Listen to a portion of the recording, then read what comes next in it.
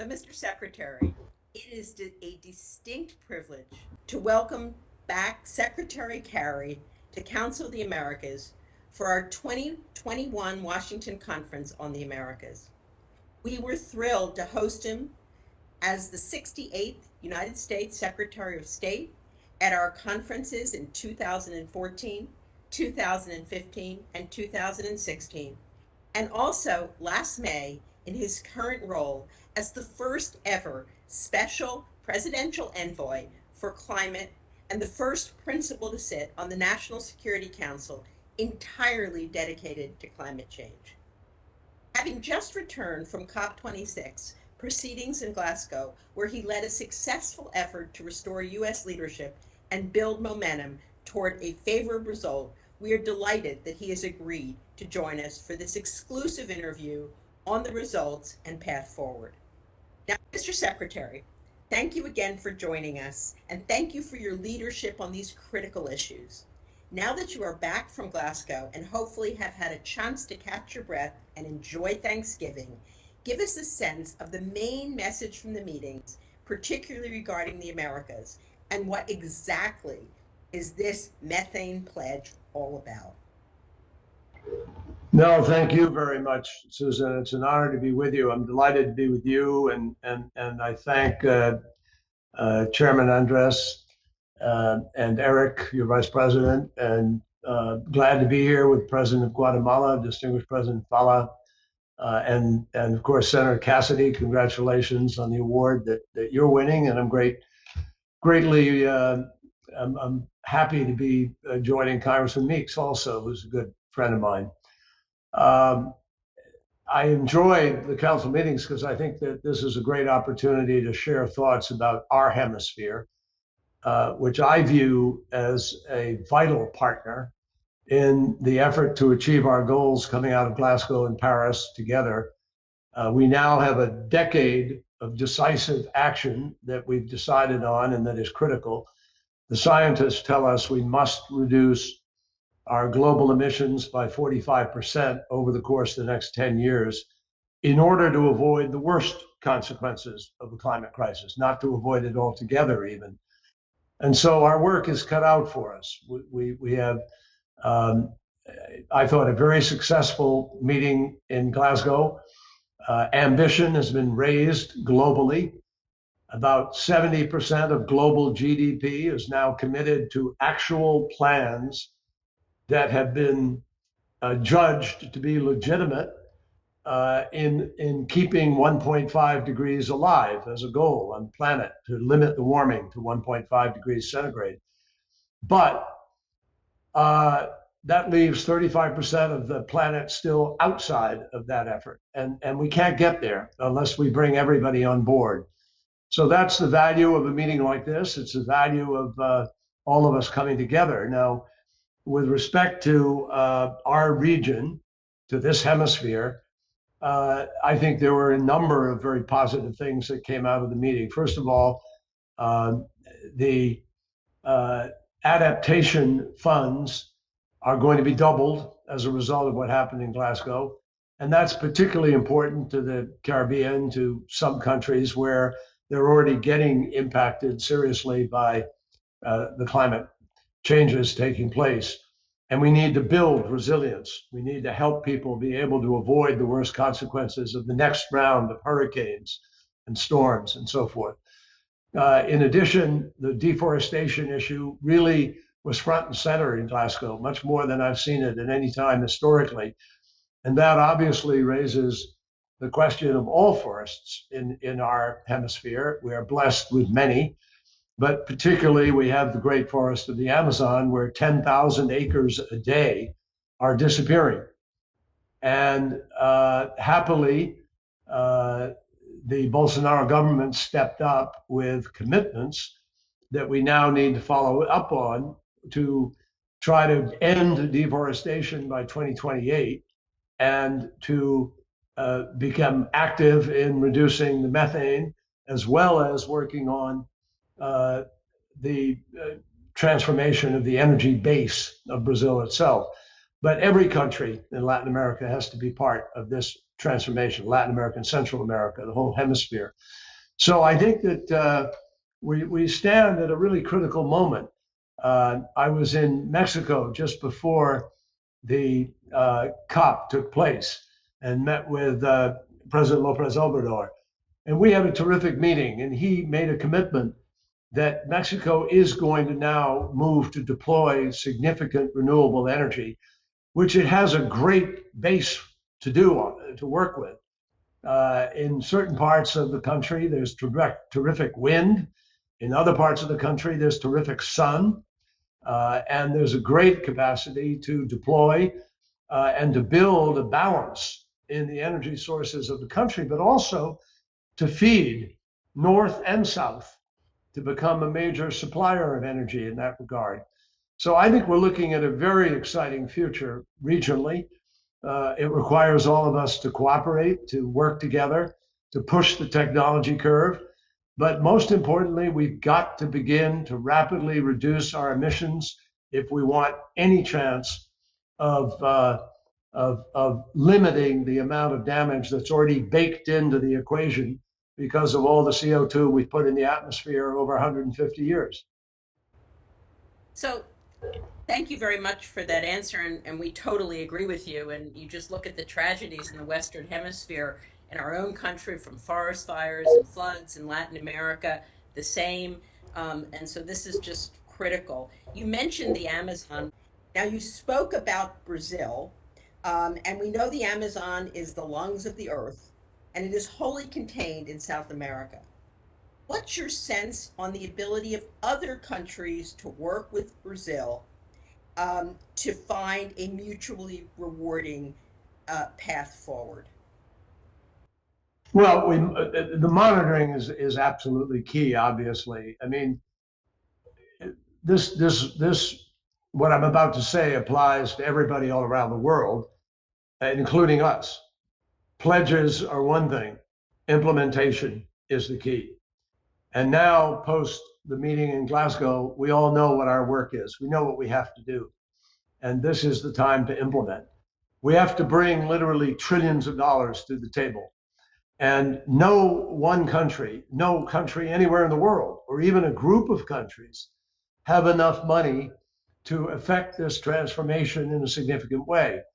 This will depend on not only the policies that the governments put in place, the incentives, the enticements, the cooperative efforts, the facilitation of the deployment of renewables. There are all kinds of government components that matter. But in the end, the private sector, I believe, is going to make the greatest difference. We need trillions of dollars. And the UN finance report documents that on an annual basis, there is currently a deficit in finance for this transformation of about $2.5 to $4.5 trillion a year. So happily, the private sector does have that money. We have banks and asset managers and asset owners around the world who have made commitments that they're prepared to step up and invest in this transformation. For instance, the 6 major banks of the United States, the largest, have committed altogether that over the next 10 years, they will invest about 4.1, they call it $4.2 trillion. And that's before you get to the asset managers and others. So we're looking at a situation where if countries move to put in place a policy that says we're going to phase out coal, or we're going to begin to reduce our dependency on fossil fuel, and we're going to move to geothermal, wind, solar, hydro, we have the ability to create a much more balanced grid supplying all of our energy needs throughout the hemisphere. And this is something where I think there's a gigantic Canada, US, Mexico, northern capacity to help make a difference to the rest of the hemisphere. Now, we also need to rely on the bordering countries. You mentioned it. I have talked personally with President Duque several times of Colombia. Colombia is a stakeholder in the Amazon, as are other countries in the region. And I know those countries are all prepared to do their part to make a difference. But in the end, the vast majority of that forest is is Brazilian sovereignty, and it's going to require a major stepping up of enforcement. It will do no good to say we're going to do a set aside and we're going to have a process of reducing by X amount over the next 3 years if we don't put in place the personnel necessary to guarantee that the illegal logging, that the farming, the land grabbing has to end. And we have to help make that happen together. You mentioned something that we believe in very strongly. We at the council believe that the private sector is always part of the solution. And as you mentioned, Mr. Secretary, the public-private partnership is the solution to finding the resources. It's also, we also believe that trade and investment drive development and build wealth, encouraging nations to prioritize the environment, because you can't build wealth if you don't deal with the environment today. So the question is, you mentioned the 6 banks, but I've talked to a number of technology companies that are really dedicated to this.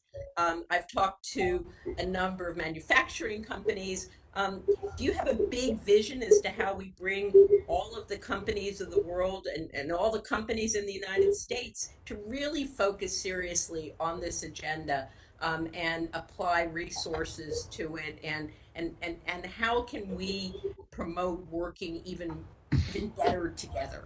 Well, it's a great question, Susan. Let me tell you what we are doing. We have started something called the First Movers Coalition. We put together a group of CEOs, 30 or 40 CEOs from around the world, who are the leaders of major corporate contributors to the economies of the world. And I'm talking about entities like DHL and Maersk, the largest shipping container shipper in the world, or Amazon, which is part of this coalition, Volvo, auto manufacturer, United Airlines. These are the kinds of people who have stepped up, and they have set targets so that they're the first movers. They're saying, we're going to help create this market where it doesn't exist, and we're going to accelerate the expansion of this market where it's beginning to exist. So for instance, Volvo says, we're going to buy 10% of our steel that goes into our automobiles is going to be green steel. And we're looking for that green steel. So we do have manufacturers of green steel today. Obviously, you pay a slight premium for that, but they're prepared to do that so that the manufacturers know they have a marketplace. They have somewhere to sell it to. Maersk has ordered the next 8 ships are going to be carbon free. That's their RFP. You know, build us a carbon free ship. And somebody's therefore going to go out and make it happen because there's a market there. They've got the orders in place. Similarly, Amazon, United Airlines, others are going to make sure that their supply chains are actually moving faster towards carbon reduction and freedom. In the case of United Airlines, there is an effort by various large companies to say, we're willing to pay for the additional cost of sustainable aviation fuel as long as you're going to have a target of 5% of your fuel is going to be 85% emissions reduction in the fuel production. So automatically, we're suddenly creating a market for sustainable aviation fuel. What we need are companies that are prepared to step up like that. Another example, LafargeHolcim, the largest cement manufacturer in the world, they're producing green cement. And they're finding buyers are coming to them now, not just because it's green, but it happens to be better cement, stronger, lighter, more usable, and so forth. So I think we're going to find incredible things happening in the marketplace as we go forward, which are going to have a profound impact on accelerating this transition. And money, you know, investment funds around the world are recognizing that because government policy is moving in this direction, because corporate policy is moving in this direction, because of ESG, because of sustainable development goals, boardrooms around the world are now thinking and acting differently than they did previously because the incentives are in place.